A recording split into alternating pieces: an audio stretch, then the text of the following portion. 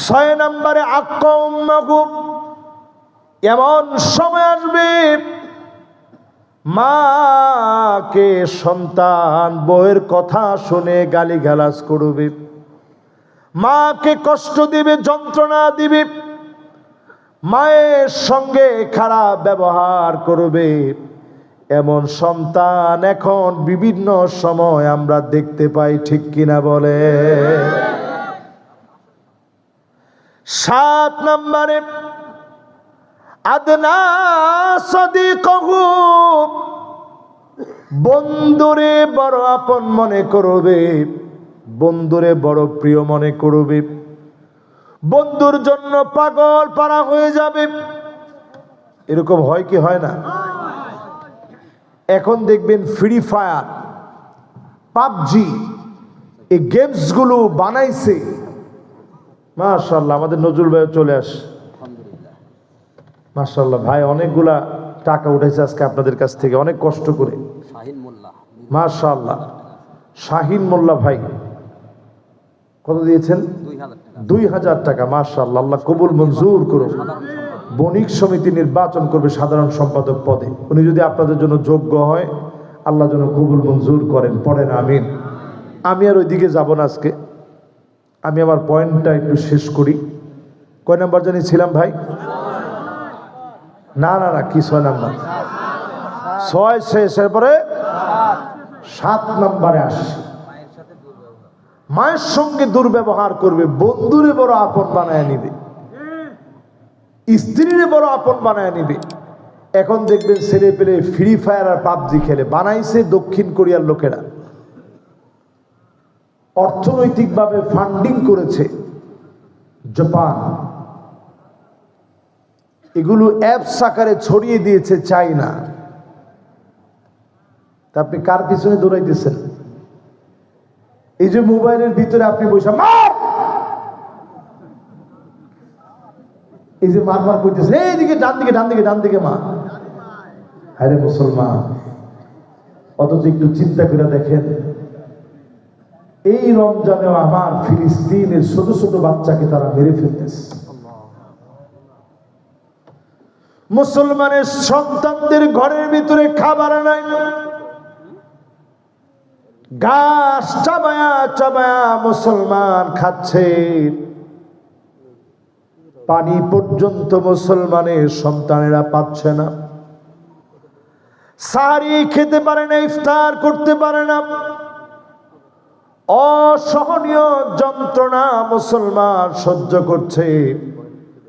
বিভিন্ন বিল্ডিং এ বোমা মেরে উড়ায় দিয়েছে, তারপরেও দেখবেন শাহাদাত আঙ্গুলি উঁচা করে আল্লাহর একত্ববাদের ঘোষণা দিচ্ছে। আমি মাঝে মাঝেই একেবারে খেয়া হারিয়ে ফেলি, আল্লাহ তোমার কাছে কিভাবে জবাব দেব? এই যে ছোট্ট বাচ্চারা মা নাই বাপ নাই, কোথায় দৌড়াচ্ছে কোনো ঠিকানা নাই। ফুটন্ত গোলাপের মতো এক একটা বাচ্চা চিৎকার করে করে কাঁদতেছে। কেমন করে আল্লাহর কাছে জবাব দিবেন? এরপরে আপনি নামাজের দিকে আসলেন না, জমিনে দিন কায়েমের চেষ্টা করলেন না,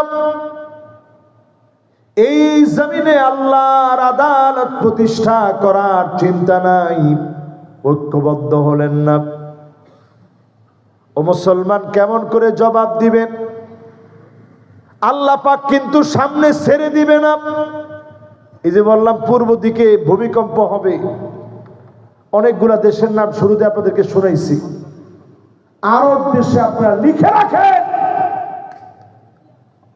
যারাই ফিলিস্তিনের বিরোধিতা করতেছে বন্যা হবে, বন্যা,